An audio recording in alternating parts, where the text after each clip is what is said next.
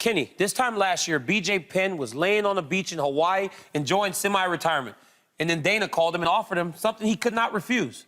Yeah, Dana offered Penn a coaching spot on The Ultimate Fighter and a fight against his old nemesis, Frankie Edgar, for one last go in the octagon. And Daniel, BJ even said he probably shouldn't have been in the octagon on Sunday. Well, he didn't look like he wanted to be there. I mean, from the weigh-in, it was very weird the way he approached Frankie, backed up. Right. Then when he got into the octagon, he was fighting this really tall, upright stance, which took away a lot of what made BJ special. That was your ability to take him down.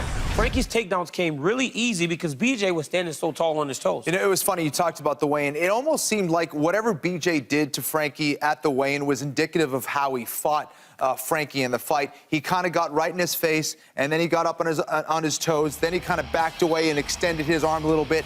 He just didn't know what to do. And it's so hard because a fighter usually will always go to default mode, and that's when BJ was at his best. But if you're trying something new in one of your last fights in the octagon, that's a lot to ask for. Well, Kenny, as you talked about earlier, you said against Rory, BJ fought. Against Nick Diaz, BJ fought. Yeah. Against Frankie, it didn't seem like he was actually trying to advance any position. Right. He stayed in this weird guard position and just really got beat up by Frankie the whole Very night. defensive, yeah.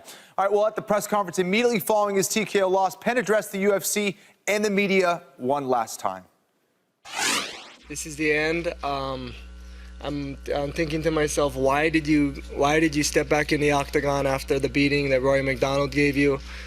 And the reason is because I really needed to find out if I didn't do if I didn't make this night happen for myself, I would have always wondered, and I would have always went back and forth and begged Dana to let me get back in. And I guess I needed some closure.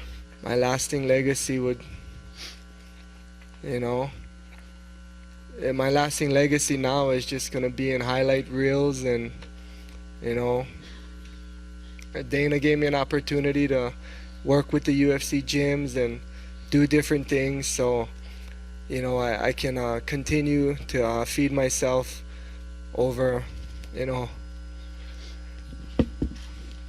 He's one of the best 155-pounders of all time. He built that weight class. That was tough to see. All right, well, now that BJ's incredible fighting career has come to a close, let's take a look back at some of his best moments inside the octagon, starting with number 5. DC. At number 5, we've got the Prodigy defending his lightweight title against you, Ken Flo, my man. UFC 101, Philadelphia, Pennsylvania. It was the very first time I had ever been to a UFC fight.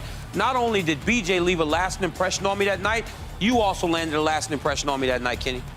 Well, I got to tell you, it was a true honor to get a chance to fight a legend like BJ Penn. I looked up to him for so long, and get a chance to fight one of the best of all time was truly one of the highlights of my career. All right, at number 4, BJ defended his lightweight belt against the previous owner of the strap, Sean Sherk, at UFC 84, finishing the Muscle Shark with a brilliant flying knee, one of BJ's best performances for sure. Yeah, man, you know what was beautiful about that was that BJ set Sean Sherk up with a left hook, right hand, left hook, and as that Sean retreated against the cage, BJ landed that flying knee. Yeah. At number 3, we got the fastest KO in BJ's career, Carl Uno, 11 seconds.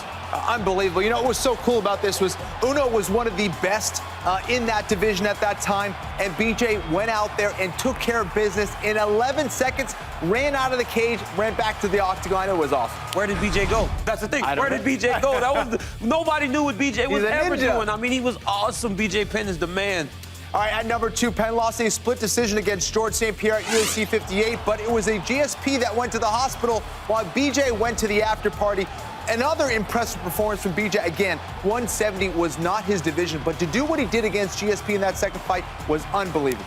He never was the big guy at 170 pounds. He actually fought at 145 last week. Right. That was the last time anybody won a round against GSP until Jake Shields did it like 5 or 6 years later. Listen, guys, at number 1, there really is no choice. Matt Hughes was on a 13-fight win streak, the defending 170-pound champion. BJ needed less than a round to take his back and choke him out. No one thought BJ Penn would be able to get a win against Matt Hughes. He was reigning over the division for such a long time.